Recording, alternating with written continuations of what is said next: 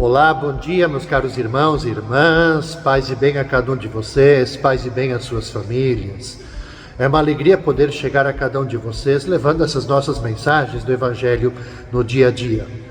A gente está percorrendo o itinerário de reflexão, de escuta diária dos Evangelhos da 18ª semana do Tempo Comum.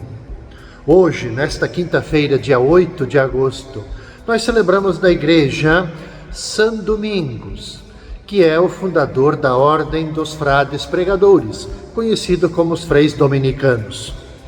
Juntos com eles, então, nós queremos celebrar este dia, que ele nos ajude a aprofundar a nossa vivência de fé, de fidelidade ao Evangelho. Para que bem possamos celebrar este dia, vamos meditar com o evangelista Mateus, o capítulo 16, versículos de 13 até 23. Jesus foi à região da Cesareia de Filipe e ali perguntou aos seus discípulos: quem dizem os homens ser o Filho do Homem? Eles responderam: alguns dizem que é João Batista, outros que é Elias, outros ainda que é Jeremias ou algum dos profetas. E então Jesus lhes perguntou: e vós quem dizeis que eu sou? Simão Pedro respondeu: tu és o Messias, o Filho de Deus vivo. Respondendo, Jesus lhe disse: feliz és tu, Simão, filho de Jonas, porque não foi um ser humano que te revelou isso, mas o meu Pai que está nos céus. Por isso eu te digo que tu és Pedro, e sobre esta pedra construirei a minha igreja, e o poder do inferno nunca poderá vencê-la. Eu te darei as chaves do reino dos céus. Tudo que tu ligares na terra será ligado nos céus, tudo que tu desligares na terra será desligado nos céus. Jesus então ordenou aos discípulos que não dissessem a ninguém que ele era o Messias.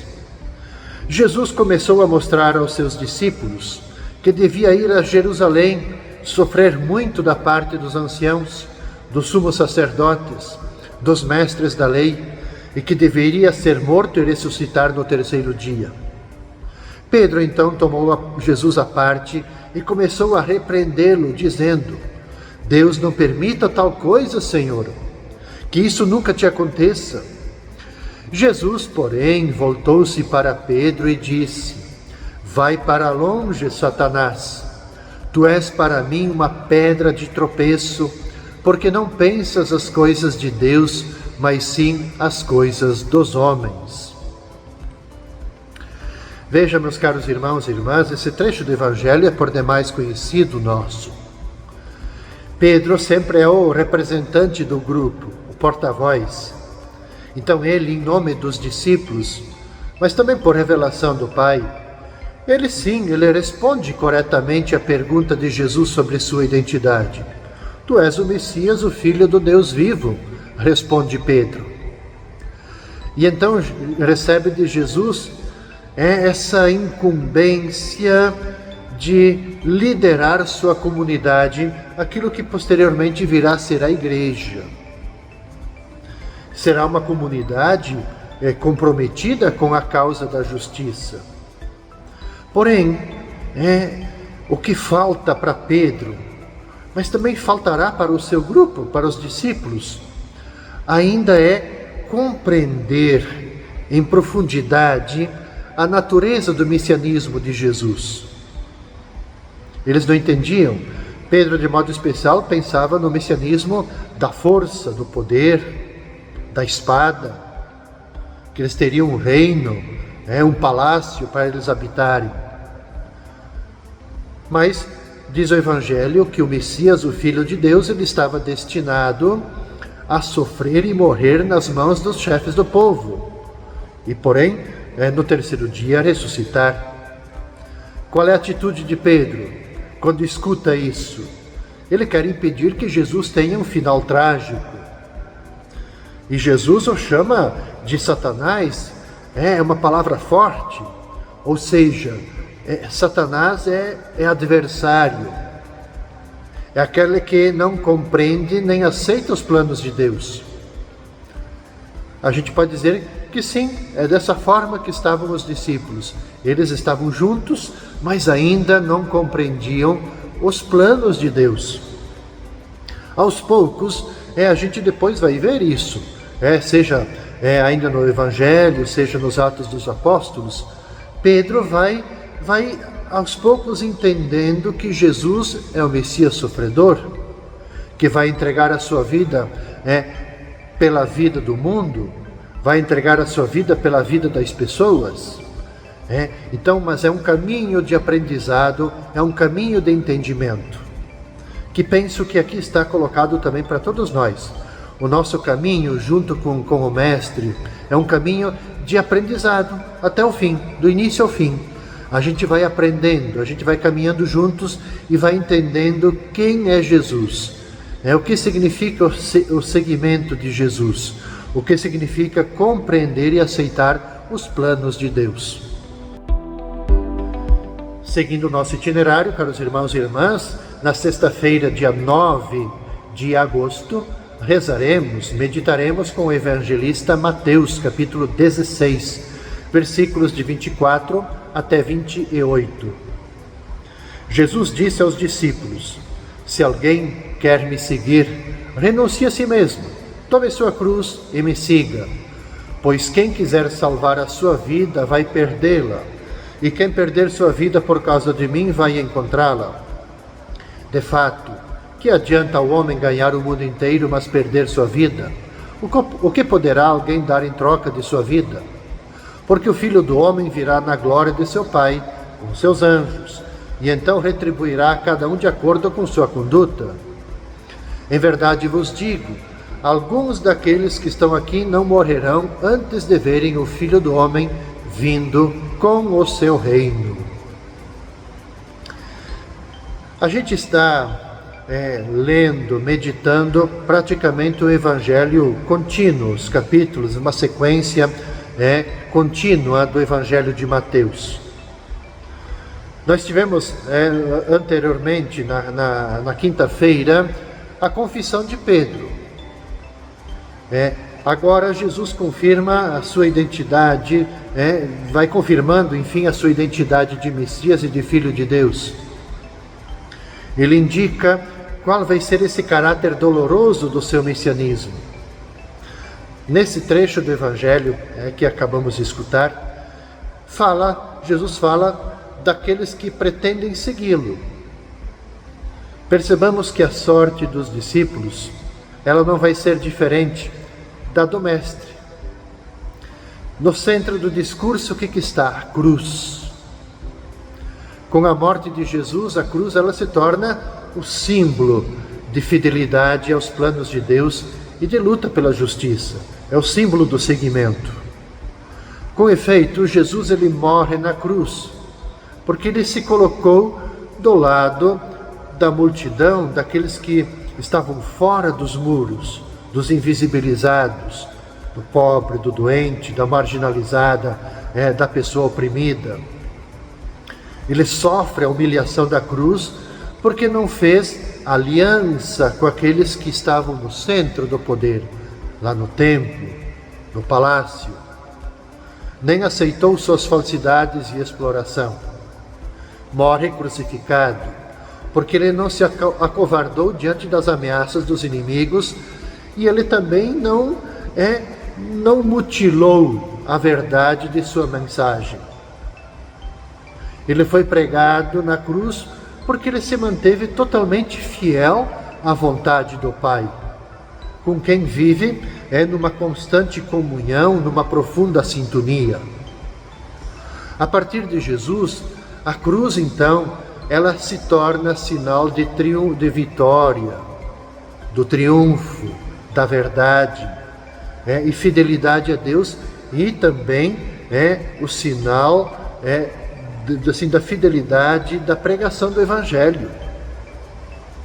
A lógica de Deus, quando a gente lê e medita profundamente esse trecho do seguimento, da forma como devemos segui-lo, ela não inclui triunfos idênticos aos dos poderosos deste mundo, que até acabam por se revelar transitórios, mas inclui perder a própria vida, gastar a vida ao serviço dos outros, sem recusar jamais os sofrimentos que daí podem vir, e continuando sempre a amar. Então, quem viver dessa forma vai se tornar uma testemunha silenciosa, mas eficaz, da verdadeira libertação. Então nós, cada um de nós, eu, você, todos nós somos convidados a tomar a própria cruz e seguir Jesus até o fim. Eu costumeiramente gosto de falar sempre que para nós, no catolicismo, esse carregar a cruz, o termo cruz, tem soado muitas vezes, e ainda hoje em nosso tempo, com aquele sentimento de que carregar a cruz é peso, é fardo, é algo difícil. Mas não, a cruz é o símbolo, é o desejo nosso de nos identificar com Jesus. É o símbolo de quem abraça o caminho do discipulado e que diante dessa fidelidade ao discipulado, ele não desiste. Ele assume tudo aquilo que poderá vir diante desse segmento. Ele não vai arredar o pé, não vai voltar atrás. Ele vai sempre percorrer o caminho, sem recusar os sofrimentos que possam surgir dessa missão assumida. E no sábado, meus caros irmãos e irmãs, no dia 10 de agosto, vamos rezar, vamos meditar nos nossos corações e mentes, a partir do evangelista João, capítulo 12, versículos de 24 até 26. Celebraremos no sábado São Lourenço, diácono e mártir, que depois falarei a partir do comentário do Evangelho. Disse Jesus a seus discípulos: em verdade vos digo, se o grão de trigo que cai na terra não morre, ele continua só um grão de trigo. Mas se morre, então produz muito fruto. Quem se apega à sua vida vai perdê-la. Mas quem faz pouca conta de sua vida neste mundo, conservá-la-á para a vida eterna. Se alguém me quer servir, siga-me, e onde eu estou, estará também o meu servo. Se alguém me serve, meu Pai o honrará. Vejam, meus caros irmãos e irmãs, São Lourenço é uma figura, uma pessoa muito importante na vida da Igreja. É um dos mártires mais conhecidos, mais venerados, já desde os primeiros séculos. Ele era, porque aqui entra a importância da figura do diácono na Igreja primitiva. Ele era a segunda figura da hierarquia eclesiástica, logo após o Papa. E era muito natural, inclusive, que lhe viesse a suceder.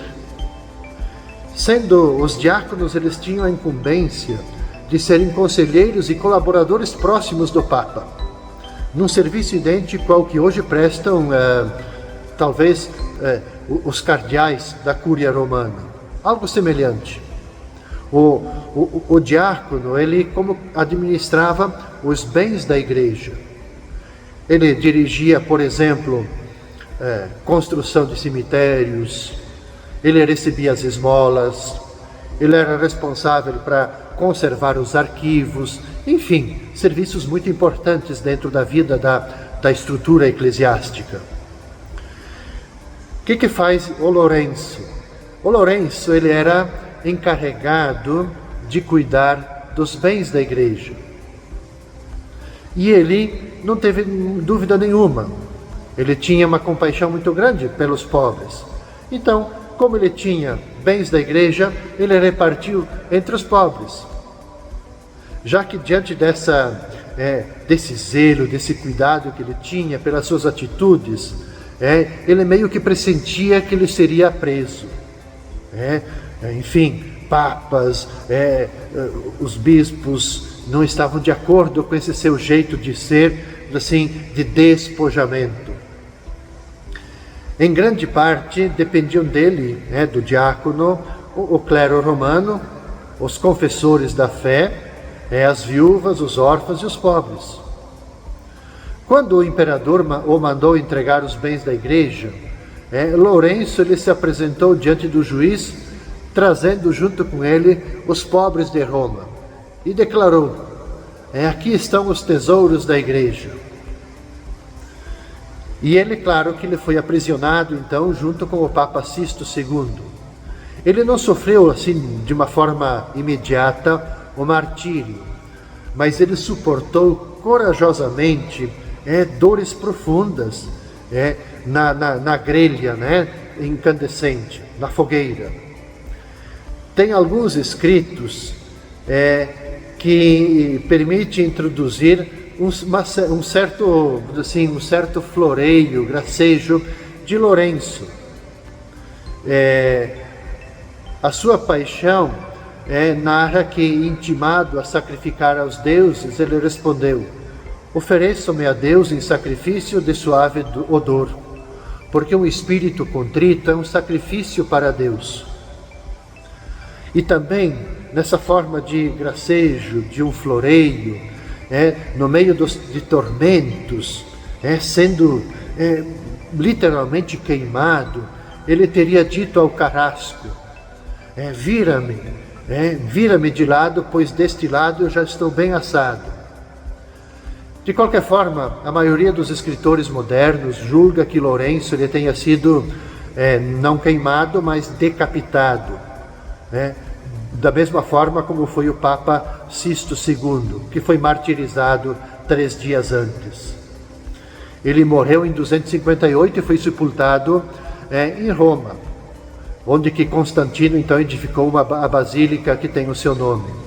Eu faço esse relato exatamente para mostrar a importância de São Lourenço e que aí é uma inspiração para toda a igreja, do cuidado, no zelo para com os pobres. Com essa meditação, caros irmãos e irmãs, eu concluo então a meditação desta 18ª semana do Tempo Comum. A gente se encontra novamente na segunda-feira deste mesmo horário. Desejo a cada um de vocês toda a paz, todo o bem.